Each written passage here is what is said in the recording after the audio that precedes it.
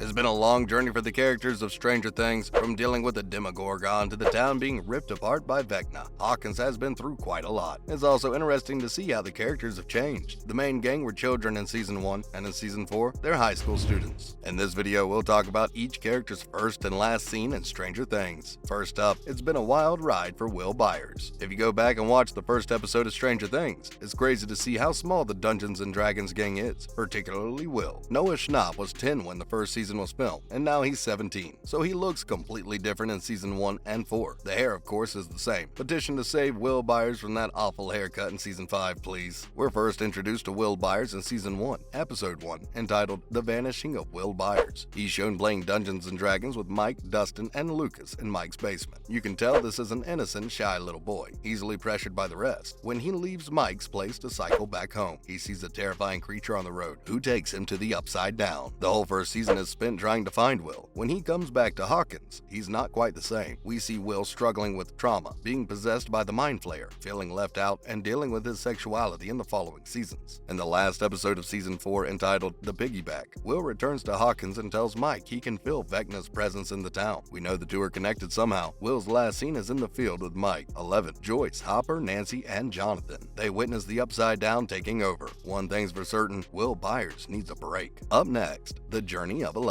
Now, let's talk about the face of the show, our resident superhero, 11. You can tell how much time has passed since Season 1 just by looking at Millie Bobby Brown's hair in Season 4. Well, at the start at least. Elle starts off as a tiny little outsider with a buzz cut and nosebleeds. She ends Season 4 the same way, except she's no longer an outsider. We meet 11 as a young girl in a hospital gown with a shaved head, wandering around barefoot in the woods. She comes across a diner, and the owner catches her trying to steal food. Fortunately, he's kind and lets her have food and gives her clothes too, but he can't get a single word out of her. At the diner, we see the first display of her powers and the tattoo on her wrist that says 011. We all know what happens next. 11 meets the gang and saves the day over and over and over. When she gets a break, we see her adjusting to the world around her, exploring her identity and style, and falling for Mike. In Season 4, we see her battling Vecna and trying to save Max. In her final scenes, she's reunited with her adopted dad, Hopper, and God. We all shed a tear. She sees the town going to pieces around her and witnesses the field dying as the Upside Down begins its destruction. And now, Nancy and Steve. Then and now.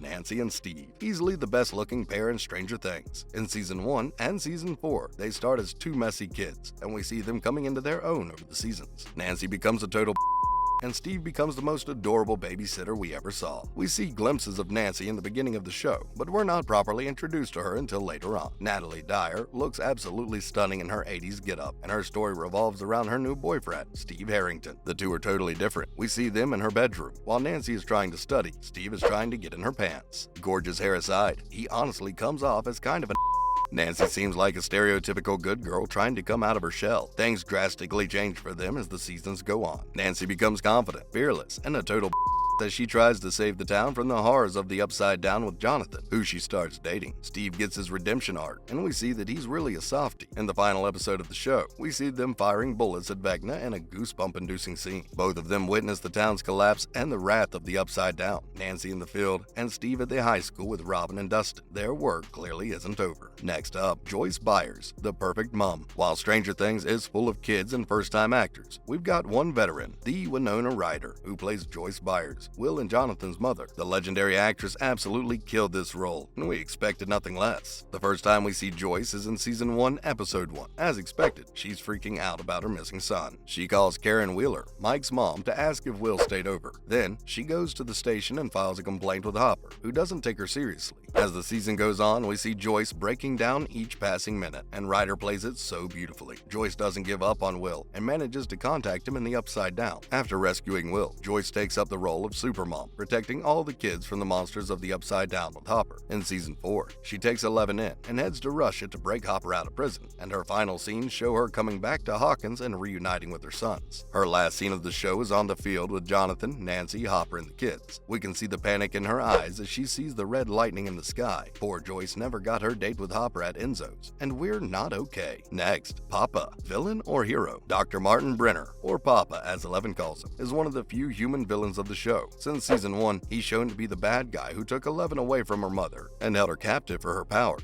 But in season 4, he gets something of a redemption arc. We first see Brenner in the first episode of the show. He enters Hawkins' lab with a group of suited men, dressed in hazmat suits. We have to say, Matthew Modine looks absolutely dashing. The group descends into the lab's basement, which has definitely seen better days. They see a huge hole in the wall, which looks alive in the creepiest way. One of the men asks if the hole is where it came from, and another asks about the girl. Brenner replies that she couldn't have gotten far. Brenner's last appearance on the show is in the 8th episode of the 4th season, entitled Papa. We know that Brenner is a bad guy because of the way he treats Eleven and other kids in the lab. He physically and psychologically tortures them to unlock their powers, treating them like lab rats. But we see another side to him in his final moments. Brenner gets shot by the military, and as he's dying, he tells Eleven that he's proud of her, and he only ever wanted to protect her. The scene is pretty sad, but does it forgive him for everything he's done? You decide. Finally, Hopper's journey. Let's talk about everyone's favorite grumpy dad, Jim Hopper, chief of police in Hawkins. We have to admit, when season 1 kicked off, we thought he was just a side character who would help investigate Will's disappearance. But he ended up being so much more. The cranky but adorable guy who became the family Eleven never had. The first time we see Hopper is a day after Will disappears. He gets up in his trailer and takes a shower, and then he proceeds to smoke a cigarette, pop a pill, and drink a beer. You can tell this is a very lonely man, and this theme is explored as the season progresses. Hopper turns out to be an extremely dedicated police chief and becomes Joyce's rock as she tries to locate her son. Throughout the show, you can see Hopper fiercely protecting the kids, taking in Eleven, and giving her a home and a parent. In season 4, Hopper is trapped in a Russian prison. The beer belly and floppy hair are gone, replaced by a shaved head and a surprisingly toned body as he's put through hell by the Russians. He breaks out with the help of Joyce and Murray and comes back to absolute chaos in Hawkins. He reunites with his daughter. Just thinking about the scene is getting us emotional. His last scene is the closing shot of the show in the field, and we can tell he's thinking, oh.